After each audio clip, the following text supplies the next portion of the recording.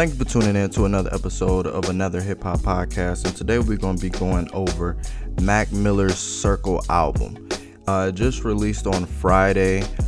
This is an album that he was actually working on right before his death with the infamous producer John Bryan. And from what I looked at, Mac Miller did a lot of the production as well with John Bryan, who also completed the album after Mac Miller's demise. But to go over this album, this was actually a pretty decent album. It's only 12 tracks, and it's a very lo-fi, complex, very song-driven, very melody-driven. It's not more of him spitting a lot of lyrics in this album. It's more like melodies and harmonies.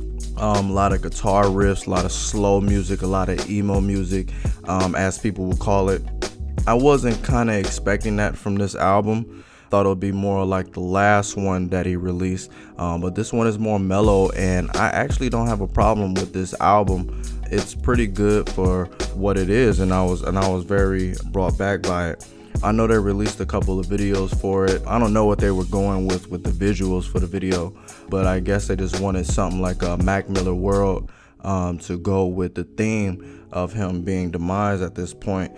But I gotta be honest with you, this is an album that I will definitely go back to. I was kind of nervous about this because I know usually when rappers die, they usually try to release an album and it's not as good because the artist didn't get to complete the album, so to speak. But this one, they did do it. There was justice to this album, and I believe maybe more of it was already done before he passed away, because a lot of these songs don't sound like fillers. These songs don't sound like they just had some throwaway tracks. These sound like actual legit songs that he was making and probably didn't finish at the time.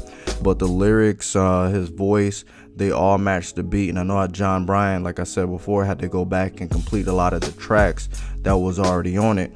But I was very impressed with this album that he had. I started off kind of mellow. It brought up a little bit once it got from Circles to Complicated.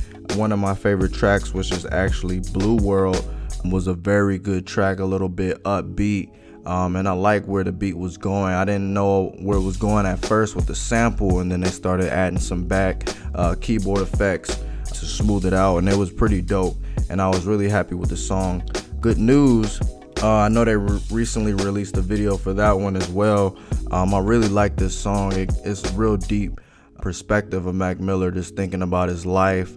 It seemed like he was more in a daze type of, so to speak, when he made this song. And when I mean that, it seemed like it was more of him doing a lot of reflection inside himself, and that's what I really got from this album, because I know it was supposed to be like an album where it's supposed to be sort of like a circle of life or a circle of Mac Miller, so to speak, and this album was supposed to be the end of that circle, and he did a very good damn job with the end of this circle on this album. But I will advise people to go check this album out.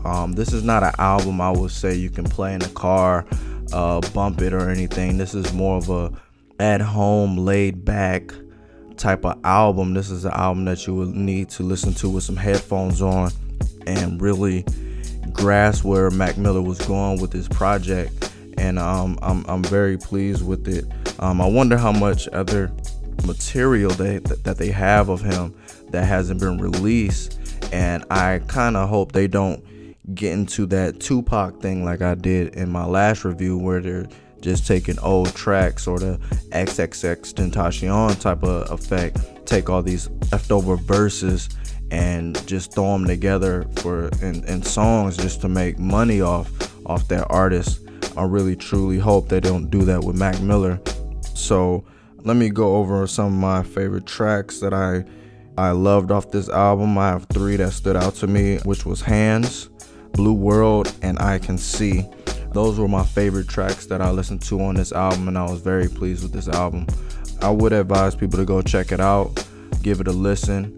I know this is Mac Miller's 6th album that he released, and I'm going to count it with his discography. I'm not going to do like Tupac, where they threw a bunch of songs together, because from what I researched, that he was actually working on this album with the legendary John Bryan, which is crazy because only if you have a album where John Bryan and you produced it, at least, what was it, 12 tracks, all you can expect is for greatness, man.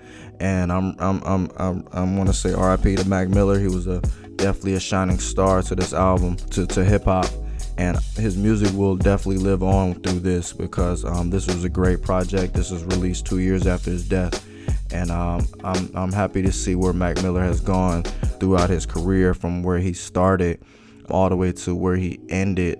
He definitely grew and matured as an artist, and his music selection was very impressive by me.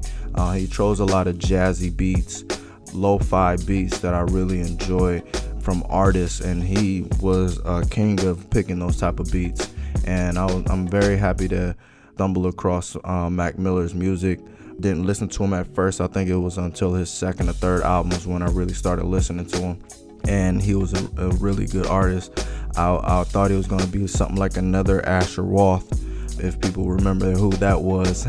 But Mac Miller definitely carved out his own lane as a hip-hop artist, and I'm happy that he left a lot of good music behind, because usually when artists pass away, there's not a lot of music to get from that artist or to listen to from years on in, at least for hip-hop artists. I know other artists, they actually do. But for hip-hop artists, usually they only record when the album is being made. And there's a lot of artists, pop artists I'm a fan of, who passed away that I wish they had more material.